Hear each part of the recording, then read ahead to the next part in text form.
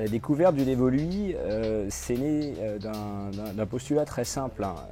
C'est que on trouve des livres sur la randonnée en montagne, on trouve même beaucoup, on en trouve même certains qui sont très bien faits, des livres qui racontent des épisodes de la montagne sur l'histoire, sur les fleurs, sur les animaux, sur la formation du paysage. On en trouve, mais on ne trouve pas, en tout cas je n'ai pas trouvé une information synthétique qui permettrait à un randonneur un petit peu curieux d'avoir en même temps dans un même ouvrage et ses randonnées et ce que lui peut observer au décours de ses randonnées.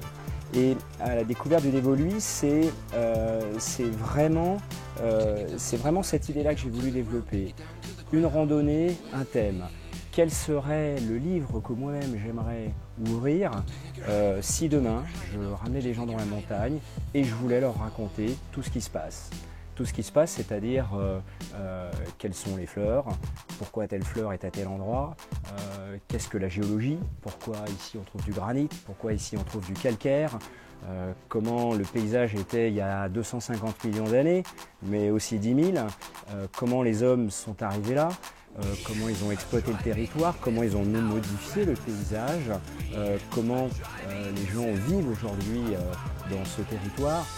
J'ai essayé dans chaque sujet que j'ai développé de sortir des informations qui n'appartiennent vraiment qu'au dévolu. Quand on parle de l'Institut de radioastronomie millimétrique, jusque dans le dévolu, quand on parle du karst, c'est-à-dire toutes ces cavités géologiques souterraines, ces résurgences, ce sont des particularités du dévolu. Donc c'est vraiment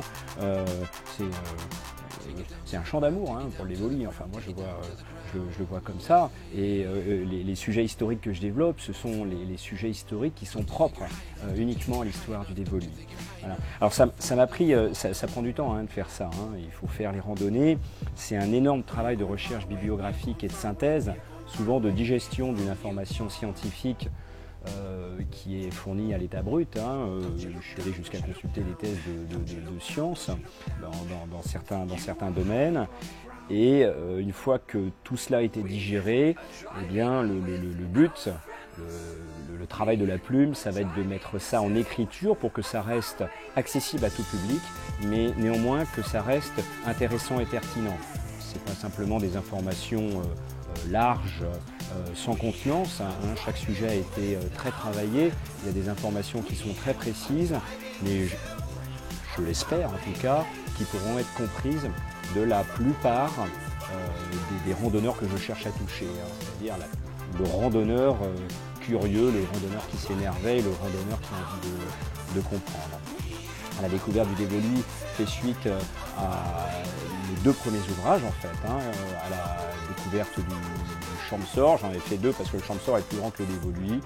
Et on avait convenu avec mon éditrice que faire un seul livre de 500 pages, c'était incompatible avec le public des randonneurs, parce que dans un sac à dos, on fait toujours la course au poids, et mettre un bouquin de 500 pages au fond de son sac, c'est quelque chose qui est très volumineux. C'est pour ça qu'on avait fait deux ouvrages, le dévolu et un peu plus petit. Donc il a eu le droit qu'à un seul volume, mais il n'en reste pas moins qu'il y a 200 pages absolument passionnantes qui parcourent des sujets très très variés.